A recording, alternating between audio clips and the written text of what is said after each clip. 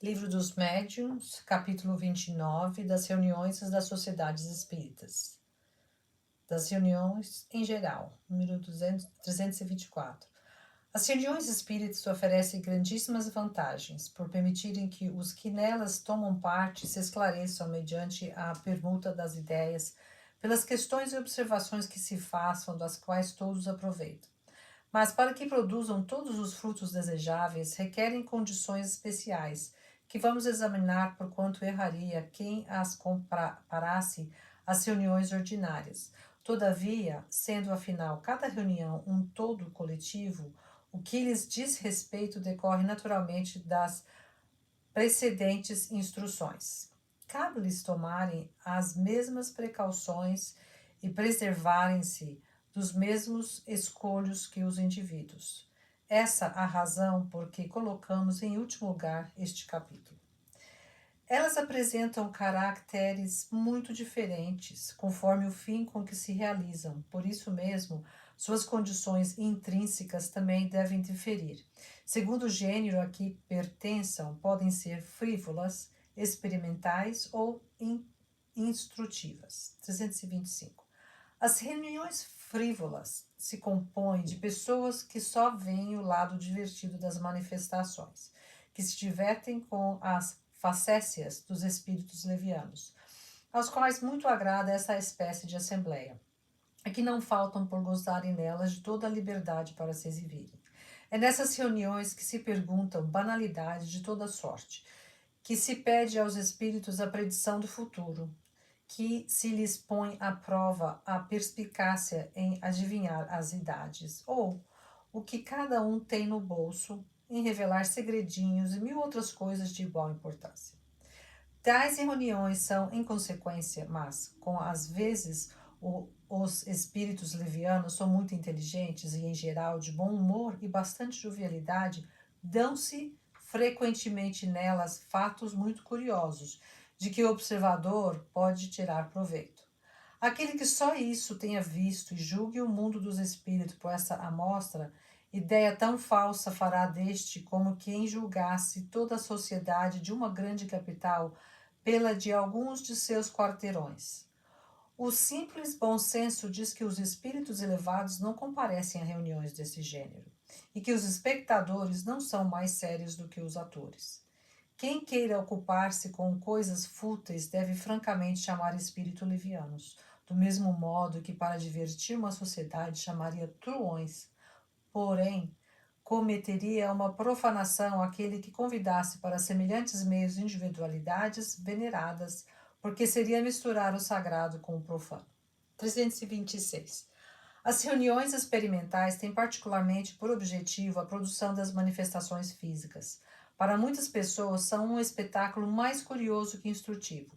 Os incrédulos saem delas mais admirados do que convencidos, quando ainda outra coisa não viram e se voltam inteiramente para a pesquisa dos artifícios, porquanto nada percebendo de tudo aquilo, de boa mente imaginam a existência de subterfúgios. Já outro tanto não se dá com os que hão estudado. Esses compreendem de antemão a possibilidade dos fenômenos e a observação dos fatos positivos lhe determina ou completa a convicção. Se houver subterfúgios, eles se acharão em condições de descobri-los. Nada obstante, as experiências desta ordem trazem uma utilidade, que ninguém ousaria negar, visto terem sido elas que levaram à descoberta das leis que regem o mundo invisível, e, para muita gente, constituem poderoso meio de convicção. Sustentamos, porém, que só por só não logram iniciar a quem quer que seja na ciência espírita, do mesmo modo que a simples inspeção de um engenhoso mecanismo não torna conhecida a mecânica de quem não lhe saiba as leis. Contudo, se fossem dirigidas com método e prudência, dariam resultados muito melhores. Voltaremos em breve a este ponto. 327.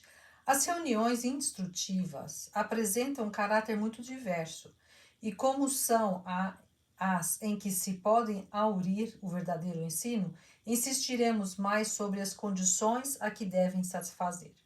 A primeira de todas é que sejam sérias. na integral acepção da palavra. Importa-se persuadam todas que o Espírito, cujas manifestações são de natureza especialíssima, que não podendo o sublime aliar-se ao trivial, nem o bem ao mal. Quem quiser obter boas coisas precisa dirigir-se a bons espíritos. Não basta, porém, que se evoquem bons espíritos. É preciso, como condição expressa, que os assistentes estejam em condições propícias para que eles assintam em vir. Ora, as assembleias de homens levianos e superficiais, espíritos superiores, não virão, como não viriam quando vivos. Uma reunião só é verdadeiramente séria quando se cogita de coisas úteis, com exclusão de todas as demais. Se os que a formaram aspiram a obter fenômenos extraordinários por mera curiosidade ou passatempo, talvez compareçam espíritos que o produzam, mas os outros daí se afastarão. Numa palavra, qualquer que seja o caráter de uma reunião, haverá sempre espírito disposto a secundar as tendências dos que a acompanham. Assim, pois, afasta do seu objetivo toda reunião séria, em que o ensino é substituído pelo divertimento. As manifestações físicas, como dissemos, têm sua utilidade. Vão às sessões experimentais os que queiram ver. Vão às reuniões de estudo os que queiram compreender. É desse modo que uns e outros lograrão completar sua instrução espírita, tal qual fazem os que estudam medicina, os quais vão uns aos cursos, outros às clínicas. 328. A instrução espírita não abrange apenas o ensinamento moral que os espíritos dão, mas também o estudo dos fatos. Incumbe-lhe a teoria de todos os fenômenos, a pesquisa das causas, a comprovação do que é possível e do que não o é, em suma, a observação de tudo o que possa contribuir para o avanço da ciência. Ora, fora erro acreditar-se que os fatos se limitam aos fenômenos extraordinários, que só são dignos de atenção os que mais fortemente impressionam os sentidos. A cada passo, eles ressaltam das comunicações inteligentes e de forma a não merecerem serem desprezados por homens que se reúnem para estudar. Esses fatos, que seria impossível enumerar, surgem de um sem número de circunstâncias fortuitas. Embora de menor relevo, nem por isso menos dignos são do mais alto interesse para o observador, que neles vai encontrar ou a confirmação de um princípio conhecido ou a revelação de um princípio novo, que o faz penetrar um pouco mais nos mistérios do mundo invisível. Isto também é filosofia. 329. As reuniões de estudo são, além disso, de imensa utilidade para os médios de manifestações inteligentes, para aqueles, sobretudo, que seriamente desejam aperfeiçoar-se e que a elas não parecem dominados por tola presunção e infabilidade. Constitui um dos grandes tropeços da mediunidade, como já tivemos ocasião de dizer, a obsessão e a fascinação. Eles, pois, podem iludir-se de muito boa fé com relação ao mérito do que alcançam e facilmente se concebe que os espíritos enganadores têm o caminho aberto, quando apenas lidam com um cego. Por essa razão é que afastam o seu médium de toda a fiscalização, que chegam mesmo, se for preciso, a fazê-lo tomar aversão a quem quer que o possa esclarecer. Graças ao insulamento e à fascinação, conseguem sem dificuldade levá-lo a aceitar tudo o que eles queiram. Nunca será demais repetir. Aí se encontra não somente um tropeço, mas um perigo. Sim, verdadeiro perigo, dizemos. O único meio para o médium de escapar-lhe é a análise praticada por pessoas desinteressadas e benevolentes que, apreciando com sangue frio e imparcialidade as comunicações, lhe abram os olhos e o façam perceber o que, por si mesmo, ele não possa ver. Ora, todo médium que teme esse juízo já está no caminho da obsessão. Aquele que acredita ter sido a luz feita exclusivamente em seu proveito está completamente subjugado. Se toma a mal as observações, se as repele, se irrita ao ouvi-las, duvida não cabe sobre a natureza má do espírito que o assiste. Temos dito que um médium pode carecer de conhecimentos necessários para perceber os erros, que pode deixar-se iludir por palavras retumbantes e por uma linguagem pretensiosa, ser reduzido por sofismas, tudo na maior boa-fé. Por isso é que, em falta de luzes próprias, deve ele modestamente recorrer a dos outros, de acordo com esses dois adágios. 4 olhos veem mais do que 2, e ninguém é bom juiz em causa própria. Desse ponto de vista é que são de grande utilidade para o médium as reuniões, desde que se mostre bastante sensato para ouvir as opiniões que se lhe deem, porque ali se encontrarão pessoas mais esclarecidas do que ele e que apanharão os matizes, muitas vezes delicados, por outro trai o espírito, a sua inferioridade. Todo médium que sinceramente deseje não ser joguete da mentira deve, portanto, procurar produzir em reuniões sérias, levando-lhes o que obtenha em particular. Aceitar agradecido, solicitar mesmo o exame crítico das comunicações que receba. Se estiver às voltas com espíritos enganadores, esse o meio mais seguro de se desembaraçar deles, provando-lhes que não o podem enganar. Aliás, ao médium que se irrita com a crítica, tanto menos razão assiste para semelhante irritação quanto o seu amor próprio. Nada tem que ver com o caso, pois que não é seu o que lhe sai da boca ou do lápis, e que mais responsável não é por isso do que o seria se lesse os versos de um mau poeta. Insistimos nesse ponto porque, assim como esse é um escolho para os médiuns, também o é para as reuniões, nas quais importa não se confie levianamente em todos os intérpretes do espírito. O concurso de qualquer médium obsidiado ou fascinado lhes seria mais nocivo do que útil. Não devem elas, pois, aceitá-lo. Julgamos já ter expendido observações suficientes de modo a lhes tornar impossível equivocarem-se acerca dos caracteres da obsessão, se o médium não a puder reconhecer por si mesmo. Um dos mais evidentes é, da parte deste, a pretensão de ter sempre razão contra toda a gente. Os médios obsidiados, que se recusam a reconhecer que o são, se assemelham a esses doentes que se iludem sobre a própria enfermidade e se perdem porque não submeteram a um regime salutar. 330. O objetivo de uma reunião séria deve consistir em afastar os espíritos mentirosos. Incorreria em erro se soubesse ao abrigo deles pelos seus fins e pela qualidade de seus médios. Não estará enquanto não se achar em condições favoráveis. A fim de que bem compreenda o que se passa em tais circunstâncias, rogamos ao leitor se reporte a que dissemos acima no item 231, no capítulo da influência do meio. Imagine-se que cada indivíduo está cercado de certo número de acólitos invisíveis, que se lhe identificam com o caráter, com os gostos e com os pendores. Assim sendo, todo aquele que entra numa reunião traz consigo espíritos que lhe são simpáticos. Conforme o número e a natureza deles, podem esses acólitos exercer sobre a Assembleia e sobre as comunicações influências boa ou má. Perfeita seria a reunião em que todos os assistentes, possuídos de igual amor ao bem, consigo só trouxessem bons espíritos. Em falta da perfeição, a melhor será aquela em que o bem suplante o mal. Muito lógica é esta proposição para que precisemos insistir.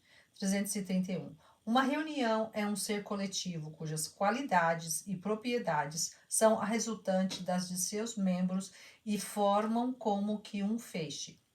Ora, esse feixe tanto mais força terá, quanto mais homogêneo for. Se houver compreendido bem o que foi dito, item 282, questão 5, sobre a maneira por que os espíritos são avisados do nosso chamado, facilmente se compreenderá o poder da associação dos pensamentos dos assistentes. Desde que o espírito é de certo modo atingido pelo pensamento, como nós somos pela voz, 20 pessoas unindo-se com a mesma intenção terão necessariamente mais força do que uma só. Mas, a fim de que todos esses pensamentos concorram para o mesmo fim, preciso é que vibrem em uníssono, que se confundam, por assim dizer, em um só, o que não pode dar-se sem a concentração. Por outro lado, o espírito, chegando a um meio que lhe seja completamente simpático, aí se sentirá mais à vontade, sabendo que só encontrará amigos, virá mais facilmente e mais disposto a responder. Quem quer que haja acompanhado com alguma atenção as manifestações espíritas inteligentes, forçosamente se há convencido dessa verdade. Se os pensamentos forem divergentes, resultará daí um choque de ideias desagradável ao espírito e, por conseguinte, prejudicial à comunicação. O mesmo acontece com um homem que tenha de falar perante uma assembleia. Se sente que todos os pensamentos lhe são simpáticos e benévolos, a impressão que recebe reagem sobre as suas próprias ideias e lhes dá mais vivacidade. A unanimidade desse concurso exerce sobre ele uma espécie de ação magnética que lhe decuplica os recursos, ao passo que a indiferença ou a hostilidade o perturbam e paralisam. É assim que os aplausos eternizam os atores. Ora, os espíritos, muito mais impressionáveis do que os humanos, muito mais fortemente do que estes sofrem, sem dúvida, a influência do meio. Toda reunião espírita deve, pois, tender para a maior homogeneidade possível. Está entendido que falamos das que se deseja chegar a resultados sérios e verdadeiramente úteis. Se o que quer é apenas obter comunicações, seja estas quais forem, sem nenhuma atenção à qualidade dos que a têm, evidentemente desnecessárias se tornam todas essas precauções, mas então ninguém tem que se queixar da qualidade do produto. 332. Sendo o recolhimento e a comunhão dos pensamentos as condições essenciais a toda reunião séria, fácil é de compreender-se que o número excessivo dos assistentes constitui uma das causas mais contrárias à homogeneidade. Não há, é certo, nenhum limite absoluto para esse número, e bem se concebe que 100 pessoas suficientemente concentradas e atentas estarão em melhores condições do que estariam 10 distraídas e bulhentas. Mas também é evidente que, quando maior for o número, tanto mais difícil será o preenchimento dessas condições. Aliás, é fato provado pela experiência que os círculos íntimos de poucas pessoas são sempre mais favoráveis às belas comunicações pelos motivos que vimos de expender. 333. Há ainda outro ponto não menos importante, o da regularidade das reuniões. Em todas, sempre estão presentes espíritos a que poderíamos chamar frequentadores habituais, sem que com isso pretendamos referir-nos aos que encontram em toda parte e em tudo que se metem. Aqueles são ou espíritos protetores ou os que mais assiduamente se veem interrogados. Ninguém suponha que esses espíritos nada mais tenham que fazer senão ouvir o que lhes queriam dizer ou perguntar. Eles têm suas ocupações e, além disso, podem achar-se em condições desfavoráveis para serem evocados. Quando as reuniões se efetuam em dias e horas certas, eles se preparam antecipadamente a comparecer e é raro faltarem. Alguns mesmo há que levam ao excesso a sua pontualidade. Formalizam-se quando se dá o atraso de um quarto de hora, e se são eles que marcam o momento de uma reunião, fora inútil chamá-los antes deste momento. Acrescentemos, todavia, que, se bem os espíritos prefiram a regularidade, os de ordem verdadeiramente superior não se mostram meticulosos a esse extremo. A exigência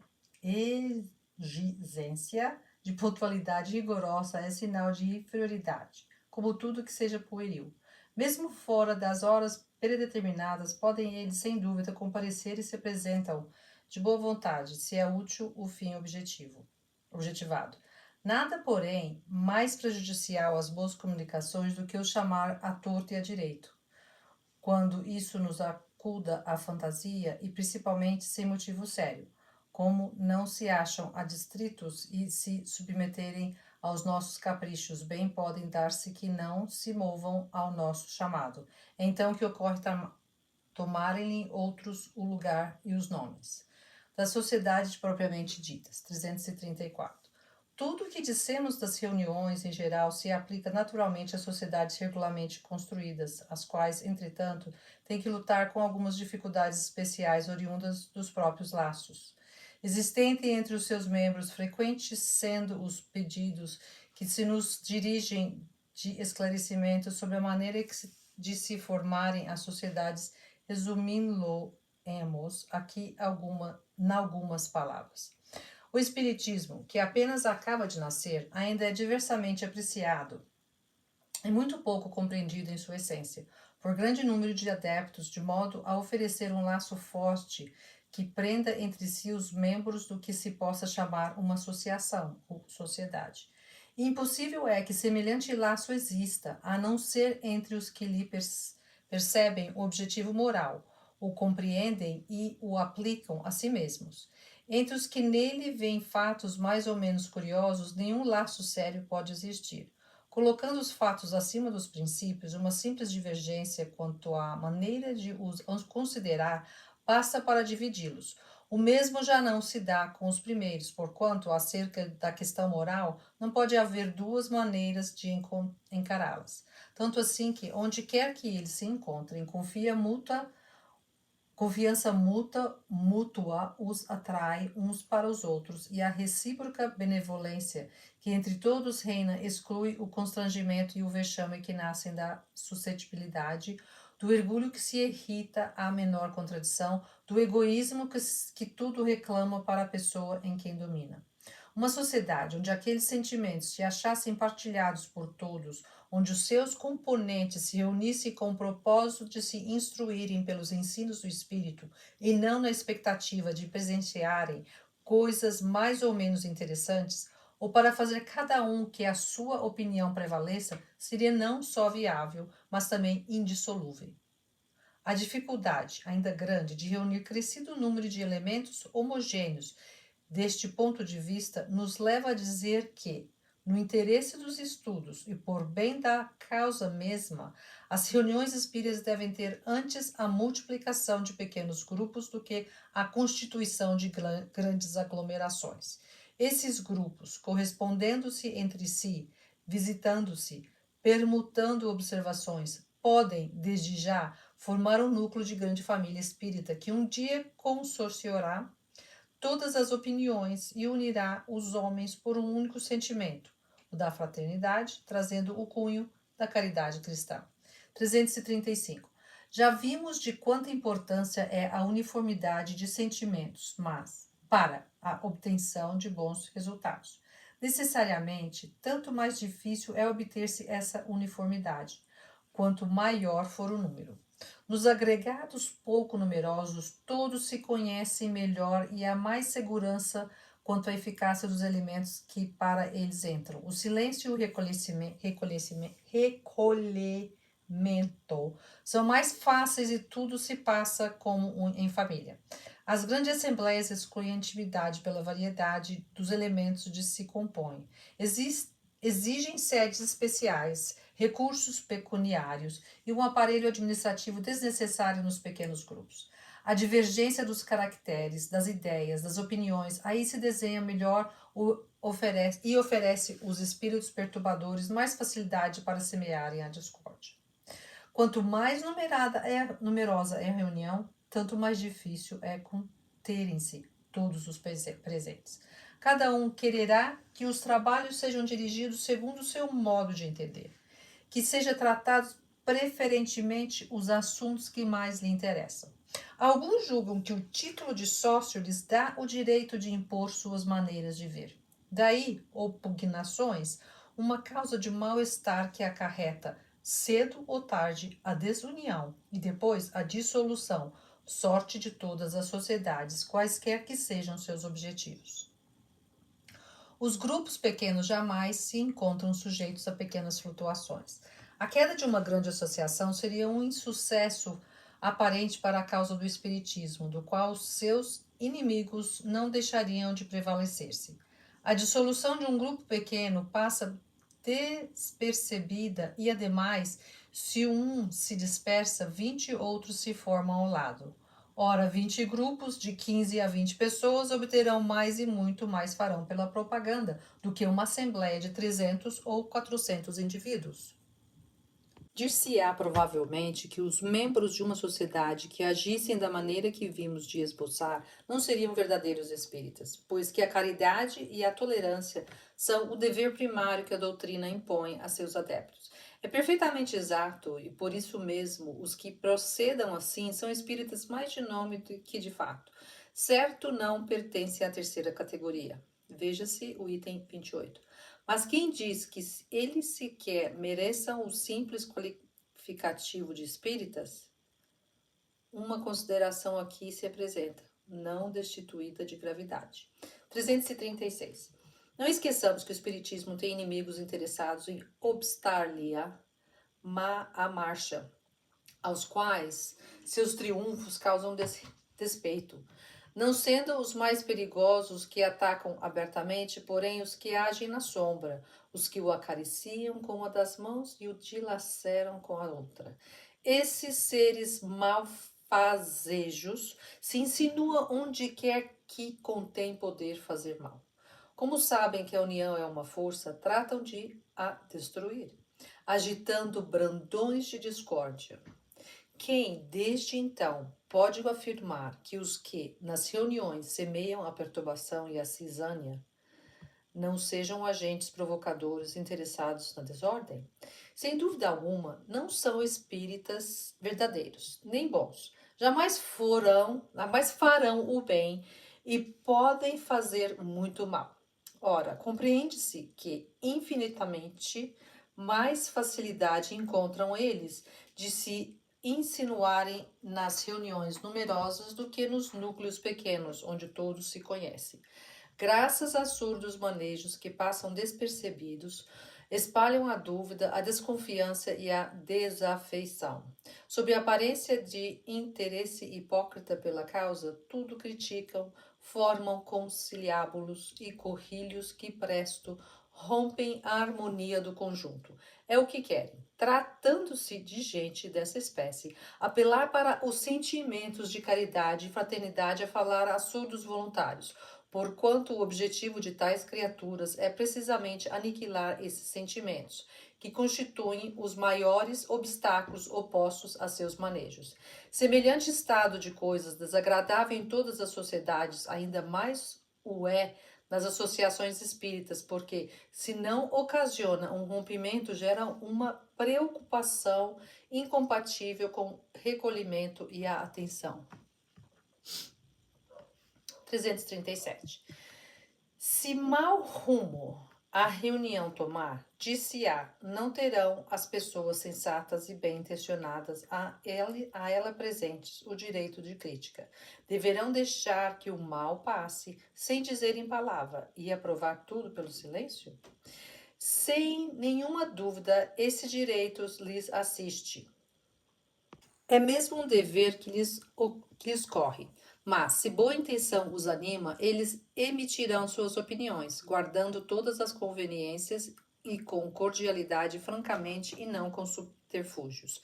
Se ninguém os acompanha, retiram-se, porquanto não se concebe que quem não esteja procedendo com segundas intenções se obstine em permanecer numa sociedade onde se façam coisas que consideram inconvenientes.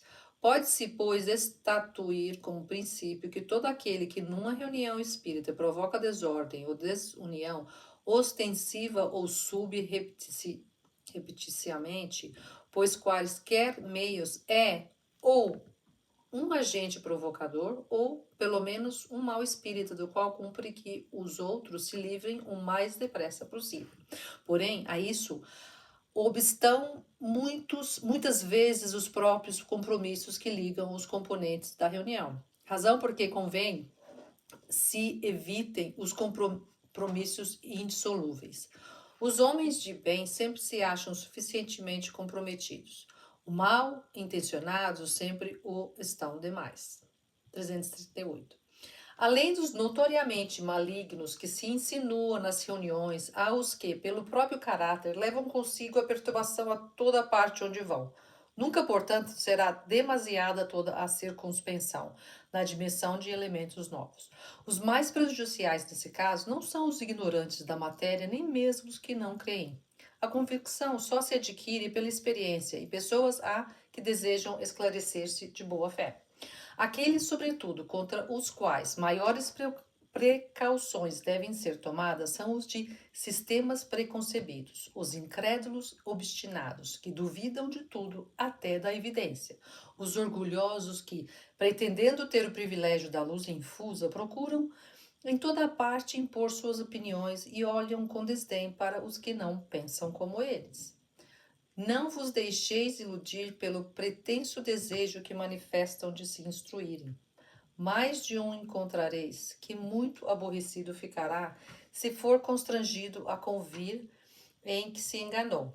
Guardai-vos principalmente desses peroradores insípidos, que querem sempre dizer a última palavra, e dos que só se comprazem na contradição.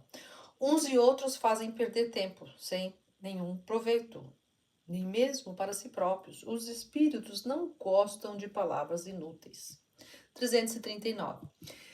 Visto ser necessário evitar toda causa de perturbação e de distração, uma sociedade espírita deve organizar-se e dar toda a atenção às medidas apropriadas a tirar aos promotores de desordem os meios de se tornarem prejudiciais e a lhes facilitar por todos os modos o afastamento. As pequenas reuniões apenas precisam de um regulamento disciplinar, muito simples para a boa ordem das sessões. As sociedades regularmente constituídas exigem organização mais completa. A melhor será que tenha menos complicada a entrosagem. Umas e outras poderão aurir o que lhes for aplicável, ou o que julgarem útil no regulamento da Sociedade Parisiense de Estudos Espíritas que adiante inserimos. 340. Contra outro escolho tem que lutar as sociedades, pequenas ou grandes, e todas as reuniões, qualquer que seja a importância de que se revistam. Os ocasionadores de perturbação não se encontram somente no meio delas, mas também no mundo invisível, assim como há espíritos protetores das associações das cidades dos povos, espíritos malfeitores se ligam aos grupos do mesmo modo que aos indivíduos. Ligam-se primeiramente aos mais fracos, aos mais acessíveis, procurando fazê-los seus instrumentos e gradativamente vão envolvendo os conjuntos, por isso que tanto mais prazer maligno experimentam, quando maior é o número dos que lhes caem sob o jugo. Todas as vezes, pois, que num grupo um dos seus componentes cai na armadilha, cumpre-se proclame que há no campo um inimigo, um lobo no redil, e que todos se ponham em guarda, visto ser mais que provável a multiplicação de suas tentativas. Se enérgica resistência o não levar ao desânimo, a obsessão se tornará mal contagioso, que se manifestará nos médiuns pela perturbação da mediunidade e nos outros pela hostilidade dos sentimentos, pela perversão do senso moral e pela turbação da harmonia. Como a caridade é o mais forte antídoto desse veneno, o sentimento da caridade é o que eles mais procuram abafar. Não se deve, portanto, esperar que o mal se haja tornado incurável para remediá-lo. Não se deve sequer esperar que os primeiros sintomas se manifestem. O de que se deve cuidar, acima de tudo, é de preveni-lo. Para isso, dois meios há eficazes se forem bem aplicados: a prece feita do coração e o estudo atento dos menores sinais que revelam a presença de espíritos mistificadores. O primeiro atrai os bons espíritos, que só assistem zelosamente os que os secundam. mediante a confiança em Deus. O outro prova aos maus que estão lidando com as pessoas bastante clarividentes e bastante sensatas, para se não deixarem ludibriar.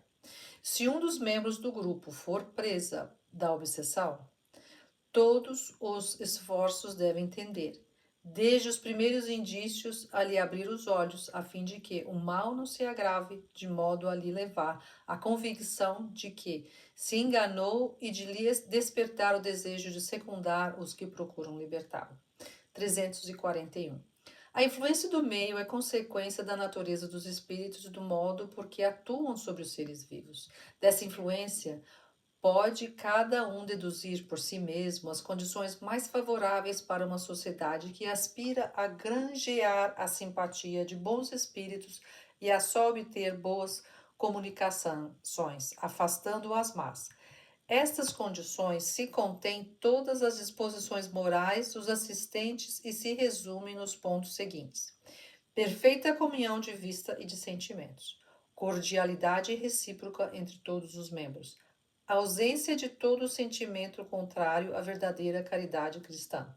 O único desejo, o de se instruírem e melhorarem por meio dos ensinos dos espíritos e do aproveitamento de seus conselhos, que esteja persuadido de que os espíritos superiores se manifestam com o fito de nos fazerem progredir e não para nos divertirem, compreenderá que eles necessariamente se afastam do que se limitam a lhes admirar o estilo, sem nenhum proveito tirar daí, e que só se interessam pelas sessões de acordo com o maior ou menor atrativo que lhes oferecem segundo os gostos particulares de cada um deles.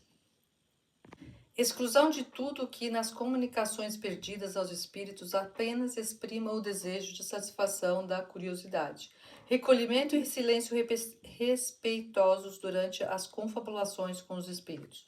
União de todos os assistentes pelo pensamento ao apelo feito aos espíritos que sejam evocados. Concurso dos médios da Assembleia com isenção de todo sentimento de orgulho, de amor próprio e de supremacia e com o só desejo de seres úteis. Serão essas condições de tão difícil preenchimento que se não encontre quem as satisfaça? Não o cremos. Esperamos, ao contrário, que as reuniões verdadeiramente sérias, como as que já se realizam em diversas localidades, se multiplicarão e não hesitamos em dizer que a elas é de o Espiritismo será devedor de sua mais ampla propagação. Religando os homens honestos e conscienciosos, elas imporão silêncio à crítica e, quanto mais puras forem suas intenções, mais respeitadas serão, menos pelos seus adversários. Quando a zombaria ataca o bem, deixa de provocar o riso, torna-se desprezível. É nessas reuniões desse gênero que se estabelecerão, pela força mesma das coisas, laços de real simpatia, de solidariedade mútua, que contribuirão para o progresso geral. 342. Fora errôneo acreditar-se que se achem fora desse concerto de fraternidade e que excluam toda ideia séria as reuniões consagradas de modo especial às manifestações físicas. Do fato de não requerem condições tão rigorosas para sua celebração, não se segue que a elas se possam assistir de ânimo ligeiro, e muito se enganará que suponha absolutamente nulo aí o concurso dos assistentes. Tem-se a prova do contrário no fato de que, muitas vezes, as manifestações desse gênero, ainda quando provocadas por médiuns poderosos, não chegam a produzir-se em certos meios. Quer dizer que também, nesse caso, há influências contrárias, que essas influências naturalmente decorrem da divergência ou hostilidade dos sentimentos, paralisando os esforços dos espíritos. As manifestações físicas, conforme já dissemos, têm grande utilidade, visto abrir em campo vasto ao observador, porquanto é toda uma série de fenômenos insólitos, de incalculáveis consequências a se lhe desdobrarem diante dos olhos. Pode, pois, com eles, ocupar-se uma assembleia de objetivos muito sérios, mas não logrará a efetivação desses objetivos, quer como forma de estudo, quer como meio de convicção, se não realizarem em condições favoráveis, a primeira das quais consiste não na fé dos assistentes, mas no desejo do que os impulsione de se esclarecerem, sem intenções ocultas e sem o propósito antecipado de tudo recusarem mesmo a evidência. A segunda é a limitação do número. Para evitar a intromissão de elementos heterogêneos, se é certo que são os espíritos menos adiantados os que produzem as manifestações físicas, nem por isso deixam estas de apresentar um fim providencial e os bons espíritos as favorecem sempre que sejam capazes de dar resultados proveitosos. Assuntos de estudo. 343. Os que evocam seus parentes e amigos ou certas personagens célebres para lhes comparar a opiniões de além-túmulo com as que sustentavam quando vivos, ficam no raro embaraçados para manter com eles a conversação sem caírem nas banalidades e futilidades. Pensam muitas pessoas, demais, que o Livro dos Espíritos esgotou a série das questões de moral e de filosofia. É um erro. Por isso julgamos útil indicar a fonte de onde se pode tirar assuntos de estudo, por mais dizer inesgotáveis. 344.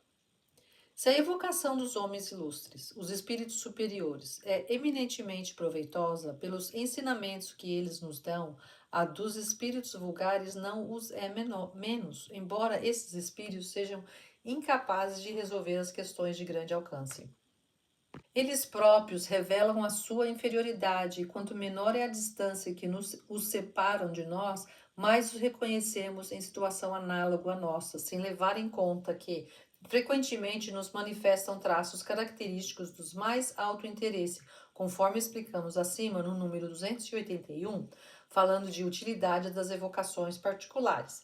Essa é, pois, uma mina inexaudível de observações, mesmo quando o experimentador se limite a evocar aqueles cuja vida humana apresente alguma particularidade com relação ao gênero de morte que teve, a idade, as boas e más qualidades, a posição feliz ou desgraçada que lhes coube na terra, aos hábitos, ao estado mental, etc. Com os espíritos elevados, amplia-se o quadro dos estudos, além das questões psicológicas, que têm um limite, pode propor-se-lhes uma imensidade de problemas morais que se estendam ao infinito sobre todas as posições da vida, sobre a melhor conduta a ser observada em tal ou qual circunstância, sobre os nossos deveres recíprocos, etc. O valor da instrução que se receba acerca de um assunto qualquer, moral, histórico, filosófico ou científico, depende inteiramente do estado do espírito que se interroga. Cabe-nos a nós julgar. 345. Além das evocações propriamente ditas, as comunicações espontâneas proporcionam uma infinidade de assuntos para estudo. No caso de tais comunicações, tudo se cifra em aguardar o assunto de que praza ao espírito tratar. Nessa circunstância, muitos médios podem trabalhar simultaneamente. Algumas vezes, poder-se-á chamar determinado espírito. De ordinário, porém, espera-se aquele que queira apresentar-se, o qual a miúde vem na maneira mais imprevista. Esses ditados servem depois para um sem número de questões, cujos temas se acham assim preparados de antemão. Devem ser comentados cuidadosamente para a apreciação de todas as ideias que encerrem, julgando-se se eles têm o cunho da verdade. Feito com severidade, esse exame, já o dissemos, constitui a melhor garantia contra a intromissão dos espíritos mistificadores. Por esse motivo, tanto quanto para instruções de todos, bom será dar conhecimento das comunicações obtidas fora das sessões, como se vê uma fonte aí a inestancável de elementos sobremaneira sérios e instrutivos. 346. Os trabalhos de cada sessão podem regular-se conforme se segue. Primeira, leitura das comunicações espíritas recebida na sessão anterior depois de passada a limpo. Segunda, relatórios diversos, correspondência, leitura das comunicações obtidas fora das sessões, narrativas de fatos que interessem ao espiritismo. Terceira, matéria de estudo, ditados espontâneos, questões diversas e problemas morais propostos aos espíritos, evocações. Quarta, conferência. Exame crítico e analítico das diversas comunicações, discussão sobre diferentes pontos da ciência espírita. 347. Os grupos recém-criados se veem, às vezes, tolhidos em seus trabalhos pela falta de médiuns. Estes, não há a negar, são um dos elementos essenciais às reuniões espíritas, mas não constituem elemento dispensável e, fora erro, acreditar-se que sem eles nada se pode fazer. Sem dúvida, os que se reúnem apenas com o fim de realizar experimentações não podem, sem médiuns, fazer mais do que façam músicos, num concerto sem instrumentos. Porém, os que objetivam o estudo sério, a esses se deparam 1000 assuntos com que se ocupem, tão úteis e proveitosos quanto se pudessem operar por si mesmos. Acresce que os grupos possuidores de médiuns estão sujeitos, de um momento para o outro, a ficar sem eles e seria de lamentar que julgassem só lhes caber, nesse caso, dissolverem-se. Os próprios espíritos costumam, de tempos em tempos, levá-los a essa situação, a fim de lhes ensinarem a prescindir dos médios. Diremos mais, é necessário para aproveitamento dos ensinos recebidos que consagrem algum tempo a meditá-los. As sociedades científicas nem sempre têm ao seu dispor os instrumentos próprios para as observações, e, no entanto, não deixam de encontrar assuntos de discussão. A falta de poetas e de oradores, as sociedades literárias leem e comentam as obras dos autores antigos e modernos. As sociedades religiosas meditam as escrituras. As sociedades espíritas devem fazer o mesmo e grande proveito tirarão daí para seu progresso, instituindo conferências em que seja lido e comentado tudo o que diga respeito ao espiritismo, pró ou contra. Dessa discussão a que cada um dará o tributo de suas reflexões, saem raios de luz que passam despercebidos numa leitura individual. A par das obras especiais, os jornais formigam de fatos, de narrativas, de acontecimentos, de rasgos, de virtudes ou de vícios, que levantam graves problemas morais cuja solução só o Espiritismo pode apresentar, constituindo isso ainda um meio de se provar que ele se prende a todos os ramos da ordem social. Garantimos que a uma sociedade espírita cujos trabalhos se mostrassem organizados nesse sentido, munida ela dos materiais necessários a executá-los, não sobraria tempo bastante para consagrar as comunicações diretas dos espíritos. Daí o chamarmos para esse ponto a atenção dos grupos realmente sérios, dos que mais cuidam de instruir-se do que se achar um passatempo. Veja-se o item 207 no capítulo da formação dos médiuns. Rivalidade entre as sociedades. 348. Os grupos que se ocupam exclusivamente com as manifestações inteligentes e os que se entregam ao estudo das manifestações físicas têm cada um a sua missão. Nem uns nem outros se achariam possuídos do verdadeiro espírito do espiritismo, desde que não lhe olhassem com bons olhos. E aquele que atirasse pedras em outro provaria, por esse simples fato, a má influência que o domina. Todos devem concorrer, ainda que por vias diferentes, para o objetivo comum, que é a pesquisa e a propaganda da verdade. Os antagonismos, que não são mais do que efeito de orgulho superexcitado, fornecendo armas aos detratores, só poderão prejudicar a causa que uns e outros pretendem defender. 349. Essas últimas reflexões se aplicam igualmente a todos os grupos que, porventura, divirjam sobre alguns pontos da doutrina. Conforme dissemos no capítulo das contradições e das mistificações, essas divergências, a mais das vezes, apenas versam sobre acessórios, não raro mesmo sobre simples palavras. Fora, portanto, pueril constituírem bando à parte alguns, por não pensarem todos do mesmo modo. Pior ainda do que isso seria o se tornarem ciosos uns dos outros os diferentes grupos ou associações da mesma cidade. Compreende-se o ciúme entre pessoas que fazem concorrência umas às outras e podem ocasionar recíprocos prejuízos materiais. Não havendo, porém, especulação, o ciúme só traduz mesquinha rivalidade de amor próprio.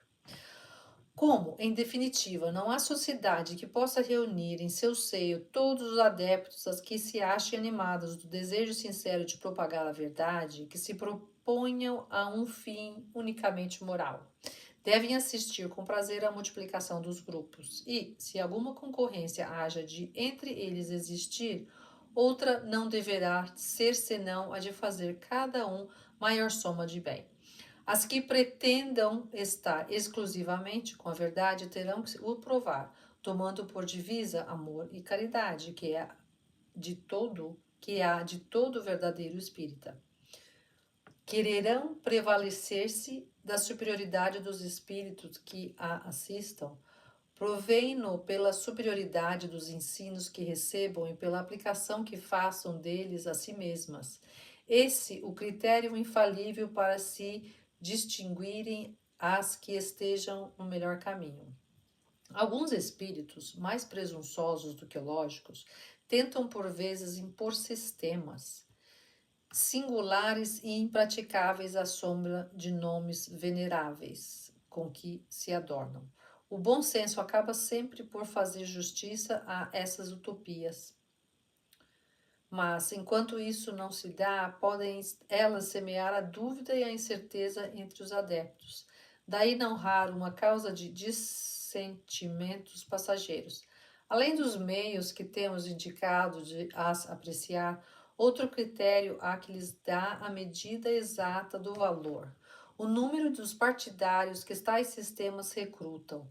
A razão diz que, de todos os sistemas, aquele que encontra maior acolhimento nas massas deve estar mais próximo da verdade do que os que são repelidos pela maioria e vêm abrir claros nas suas fileiras. Tende, pois, como certo que quando os espíritos se negam a discutir seus próprios ensinos, é que bem reconhecem a fraqueza destes. 350. Se o espiritismo, conforme foi anunciado, tem que determinar a transformação da humanidade, claro é que esse efeito ele só poderá produzir melhorando as massas, o que se verificará gradualmente, pouco a pouco, em consequência do aperfeiçoamento dos indivíduos. Que importa crer na existência dos espíritos, se essa crença não faz que aquele que a tem se torne melhor, mas benigno e indulgente para com os seus semelhantes, mais humilde e paciente na adversidade? De que serve ao avarento ser espírita se continua avarento? Ao orgulhoso que se conserva cheio de si? Ao invejoso se permanece dominado pela inveja? Assim poderiam todos os homens acreditar nas manifestações dos espíritos e a humanidade ficar estacionária. Tais, porém, não são os desígnios de Deus. Para o objetivo providencial, portanto, é que deve entender todas as sociedades espíritas sérias, grupando todos os que se achem animados dos mesmos sentimentos. Então, haverá união entre elas, simpatia, fraternidade, em vez de vão e pueril antagonismo, nascido do amor próprio, mais de palavras do que de fatos. Então, elas serão fortes e poderosas, porque assentarão em inabalável alicerce o bem para todos. Então serão respeitadas e imporão silêncio à zombaria tola, porque falarão em nome da moral evangélica que todos respeitam. Essa a estrada pela qual temos procurado com esforço fazer que o Espiritismo enverede. A bandeira que desfraldamos bem alto é a do Espiritismo cristão e humanitário, em torno da qual já temos a ventura de ver em todas as partes do globo congregados por tantos homens por compreenderem que aí é que está a âncora de salvação, a salvaguarda da ordem pública, o sinal de uma era nova para a humanidade.